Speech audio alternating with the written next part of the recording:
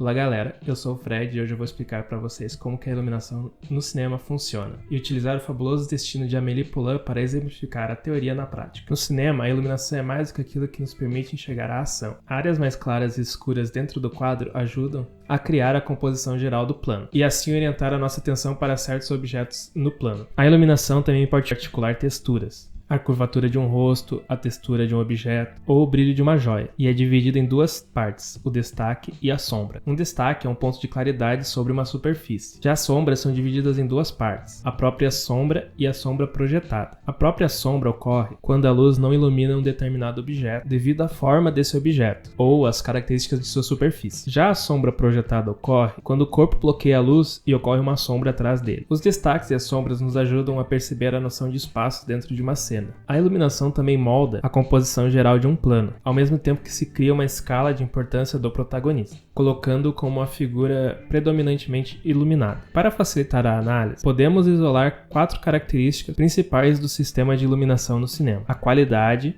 a direção, a fonte e a cor. A qualidade da iluminação se refere à sua intensidade relativa. A iluminação concentrada cria sombras claramente definidas, texturas nítidas e contornos distintos. A iluminação difusa cria uma iluminação dispersa. Como exemplo do cotidiano, temos o sol do meio-dia que cria a luz concentrada, enquanto o céu nublado cria uma iluminação difusa. A direção da iluminação de um plano diz respeito ao caminho da luz a partir de sua fonte até o objeto iluminado. A iluminação frontal pode ser reconhecida pela sua tendência a eliminar a sombra. A luz lateral pode ser usada para esculpir as características do objeto iluminado. A contraluz vem de trás do objeto iluminado e pode ser posicionada em vários ângulos: acima da figura, em vários ângulos para os lados, apontado diretamente para a câmera ou de baixo. Se não utilizar outras fontes de luz, a contraluz tende a criar silhuetas, mas combinada com fontes de luz mais frontais, essa técnica pode criar um leve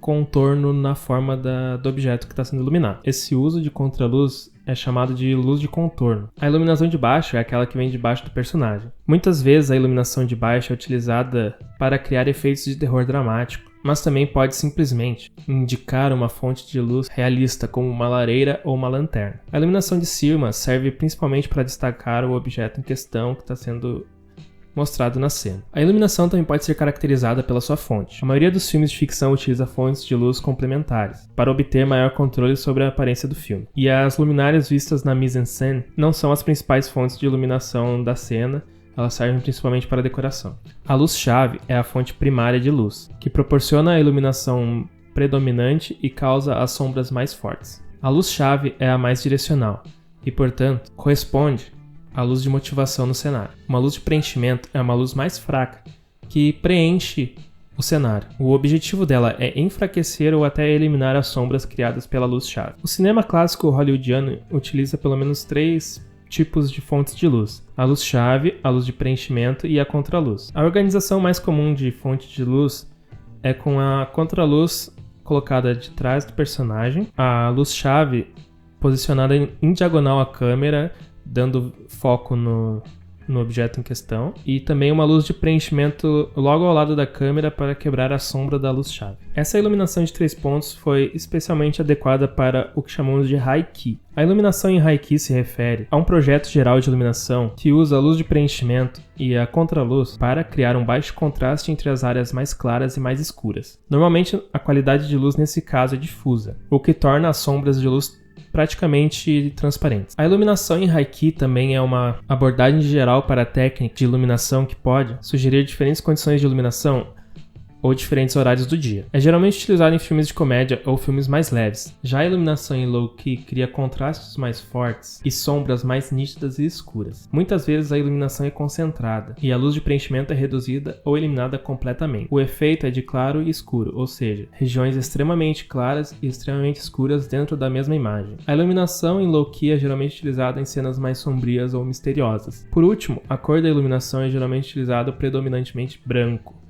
o mais puramente branco possível. A partir disso, o diretor de fotografia utiliza filtros para variar as cores e moldar a realidade que querem apresentar. Eu espero que tenha conseguido explicar brevemente como que a iluminação funciona no cinema.